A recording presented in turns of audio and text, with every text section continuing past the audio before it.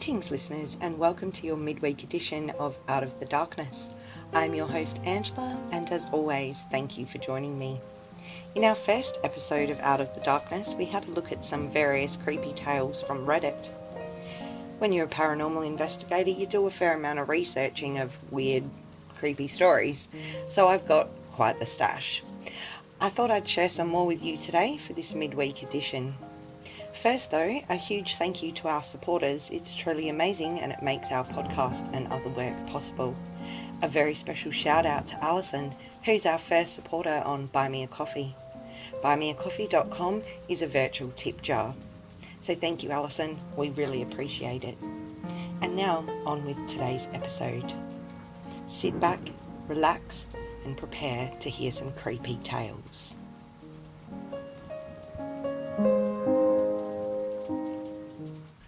I was out in the town centre in a place called Blackpool in the UK. Now this is a seaside town, and on this particular day it was quite busy. I was watching some street entertainers along with a small group of other day trippers. There were say around 25 people all stood in a circle around the entertainer. I was looking at the faces of the other folk, watching the smiles and laughter. Suddenly I was drawn to a feeling that I was being scrutinised intensely. There were 3 seemingly young kids staring intently. Looking at their faces, they were all staring back at me. I got this awful feeling of impending doom. Something really evil was going to happen.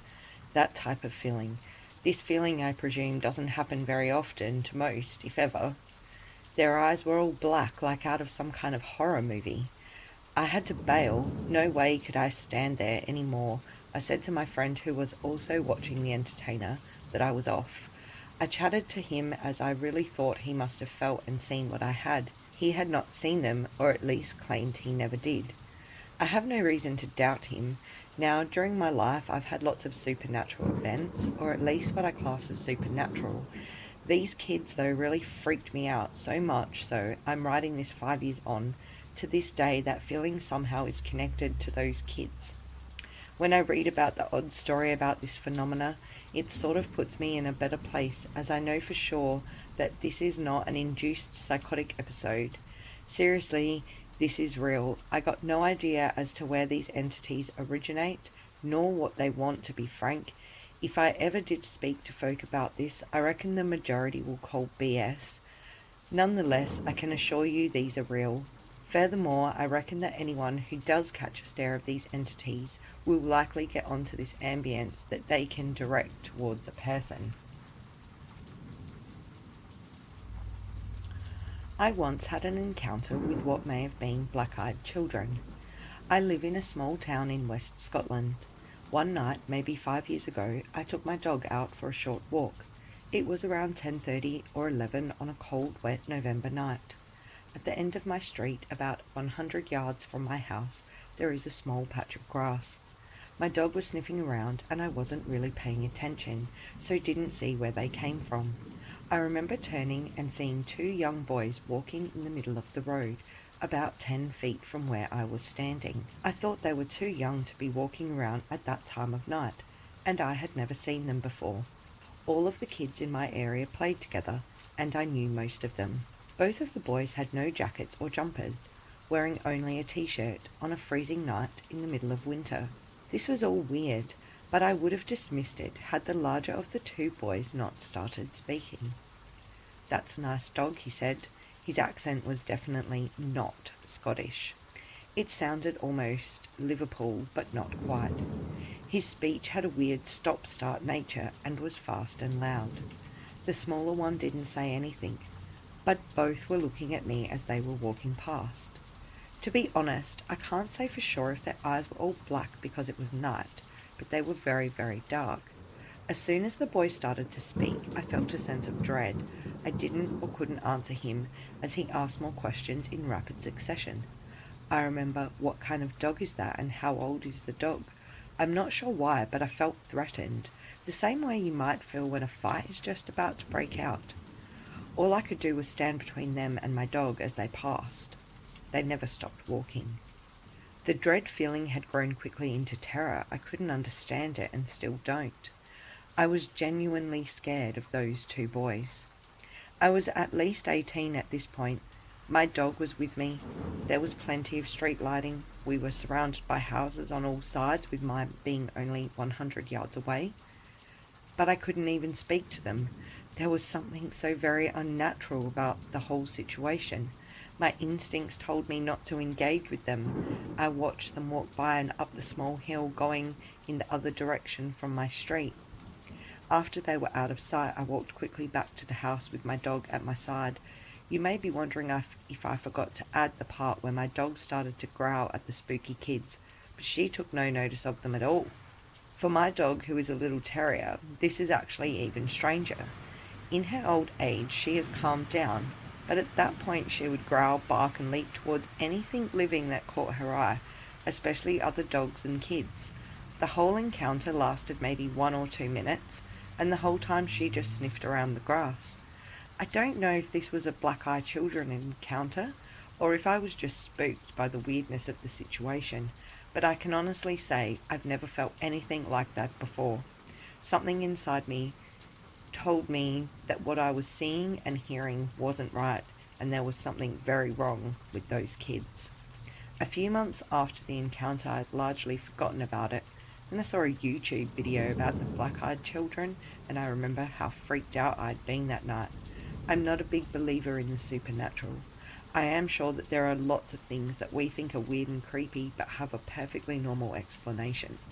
However, I will never forget this experience.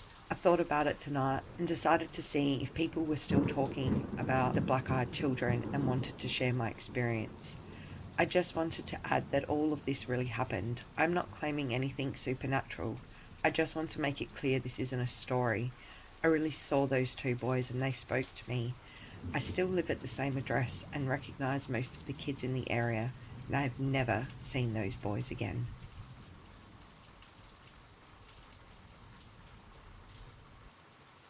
I don't believe in haunted dolls or supernatural things.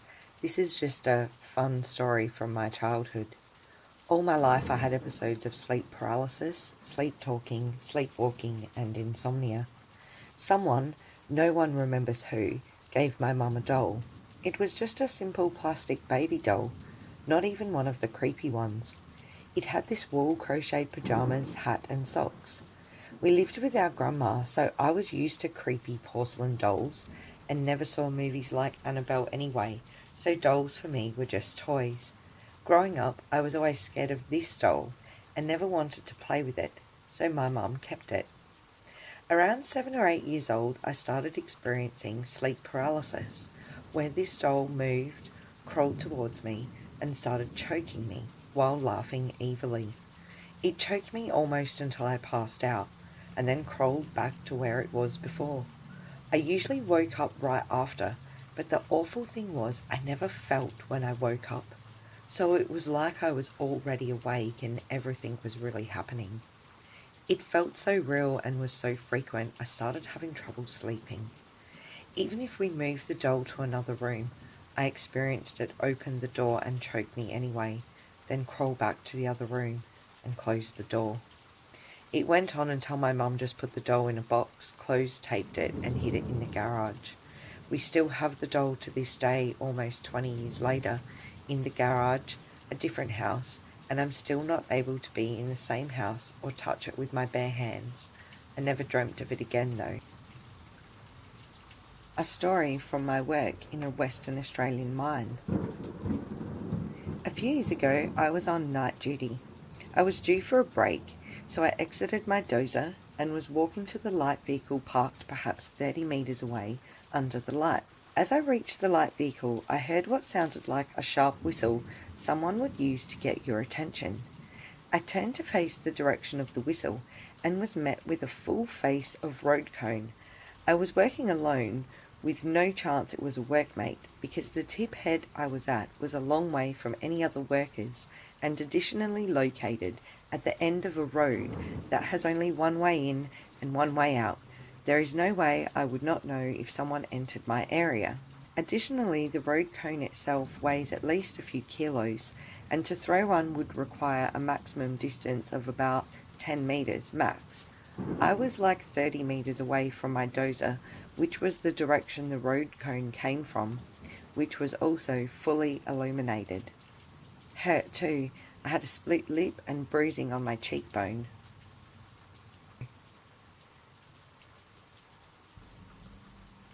This is a bit of a long one, but I promise it's worth the read. I was loading whole trucks with a front-end loader from a stockpile and had a lighting trailer situated about 70 metres away, providing additional light. I only had 2 trucks assigned to me, which meant about 10 to 15 minutes break before they returned. I was using this time to just move material around to make loading easier. The lighting tower suddenly shut off. I assumed it shut down perhaps due to low oil or it ran out of fuel. So I drove my loader over towards it with the intention of getting out and checking fluid levels, etc. I pulled up alongside the lighting trailer with my ladder in line and put the bucket on the ground. I exited the cab, and as I was walking to the rear of the machine, I caught some movement on the other side of the trailer. I stopped and looked, expecting there might be a dingo. It's not uncommon for dingoes to come quite close.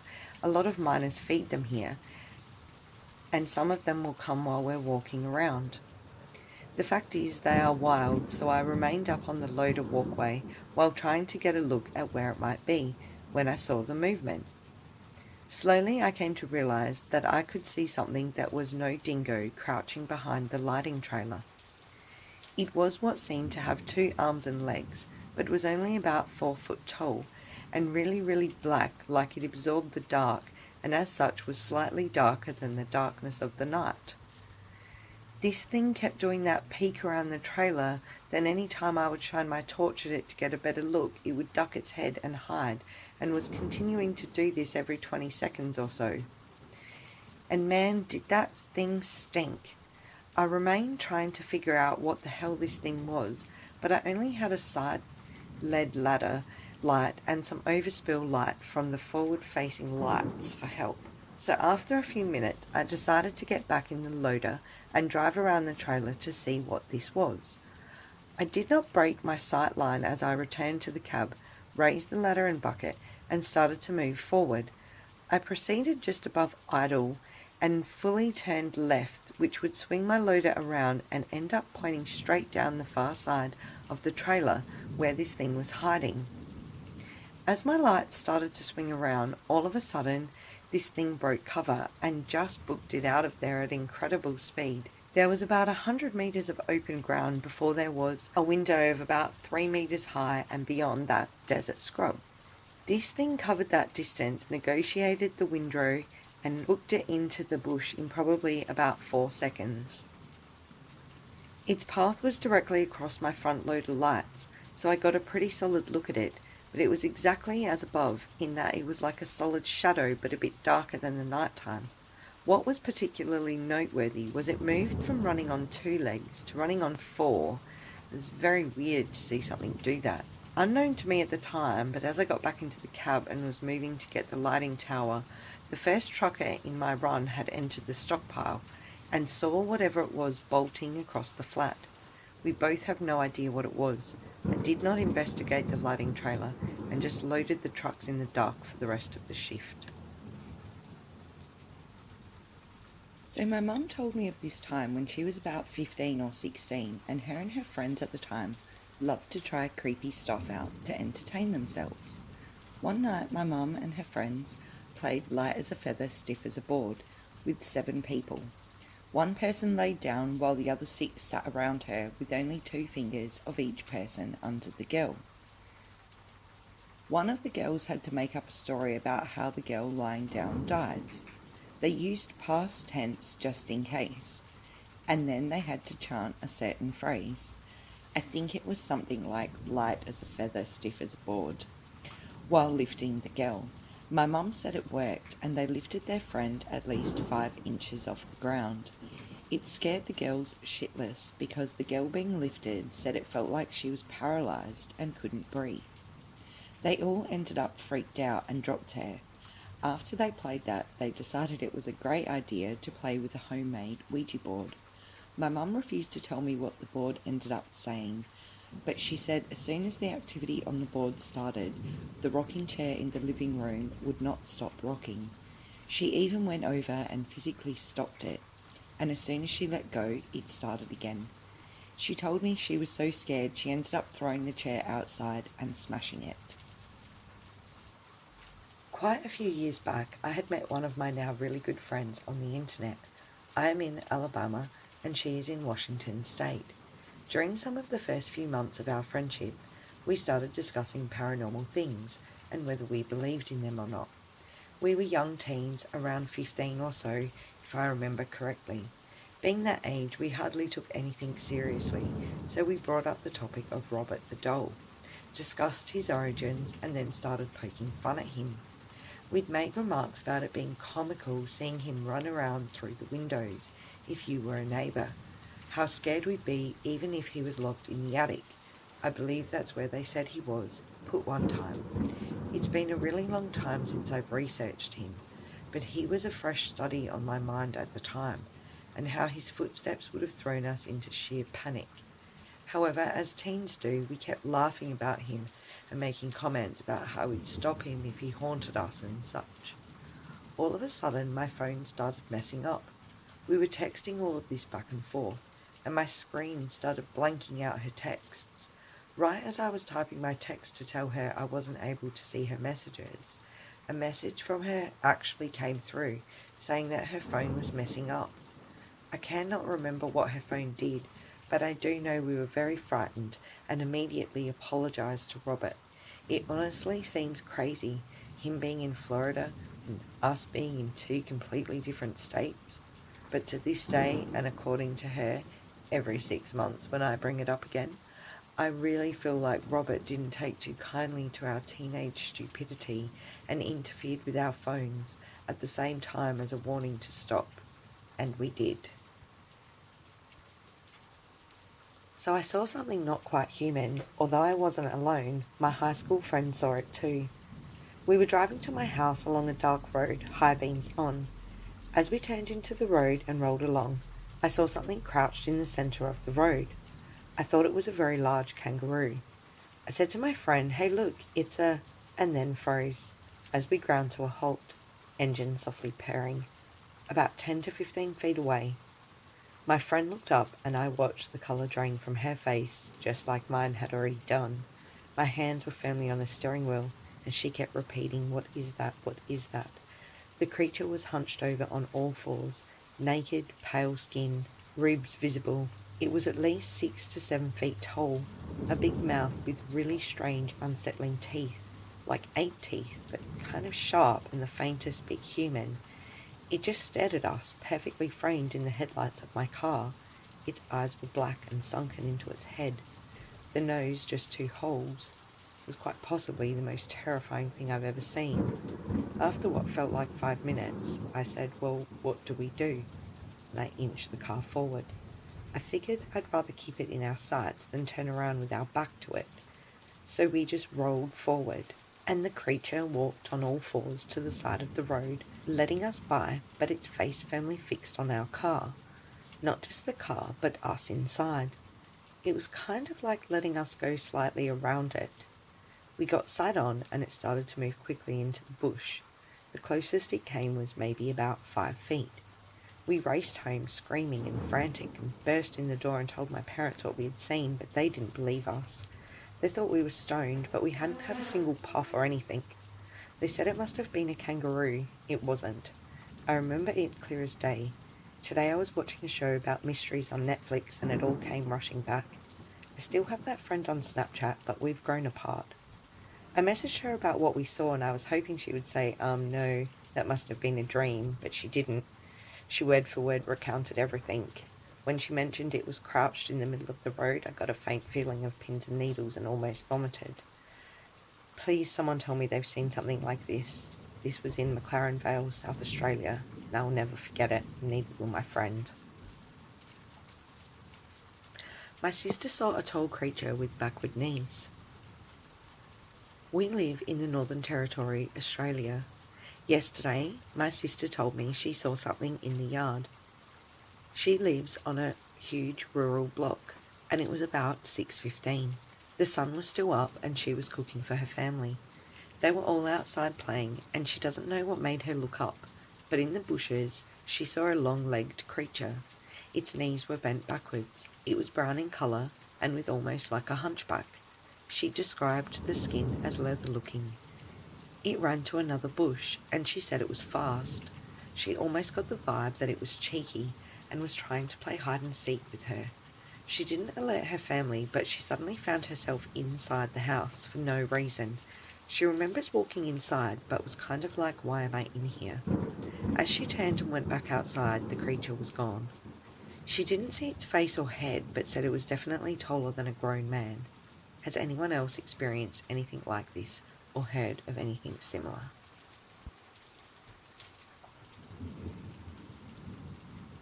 My best friend Meredith and I run a community theatre. This year I was appearing in a play alongside a man with whom I had never worked before. My character was a mystic, and because I was also costuming this production, I was on the hunt for interesting jewellery that I could wear on stage. Joshua mentioned an appropriate ring that he owned. It was perfect. I slipped it on my finger and had been wearing it for some time before he mentioned his history with it.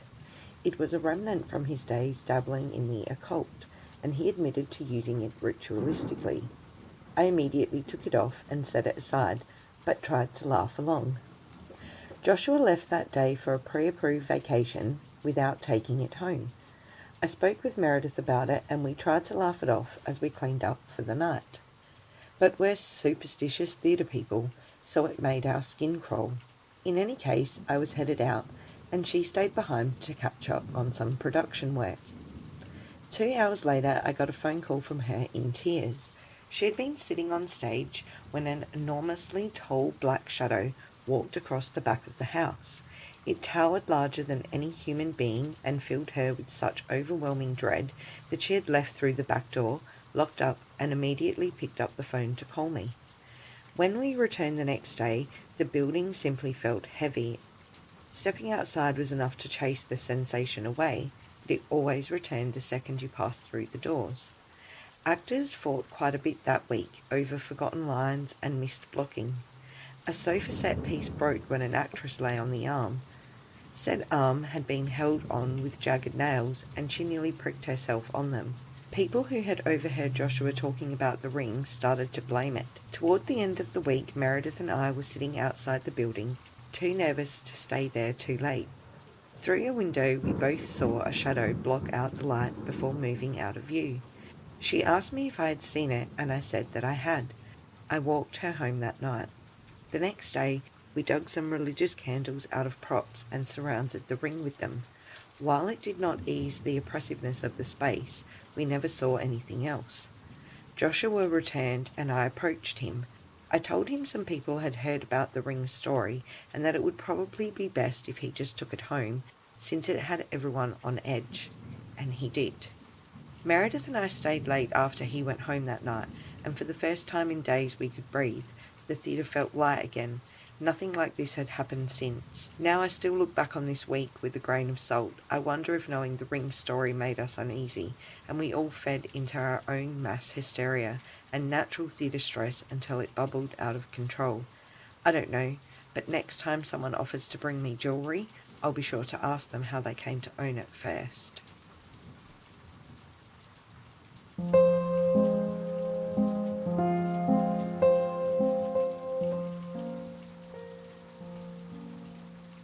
And that's our episode for today. As always, the team at D A Paranormal thanks you for joining us. If you would like to support our podcast, you can visit us at buymeacoffee.com or visit our store on Facebook at D A Paranormal Service. All the links are below in the notes for this show. If you have a paranormal experience of your own that you would like to share with us for our listener story episodes, you can do so at daparanormalservice@gmail.com. Again, the contact links are in the notes for this show. Our next episode will be available on Saturday. It will be a full-length edition and will feature an in-depth look at haunted dolls. So stay tuned for that. where I'll talk about some famous dolls that are haunted, and I'll also share with you our very own Violet, who currently resides in my closet. You can listen to us on Spotify as well as many other of your favourite podcast platforms. This podcast was made possible by Anchor FM, the platform designed to give you everything you need to make a podcast from your phone. As always, thanks for joining us, and until next time, stay safe.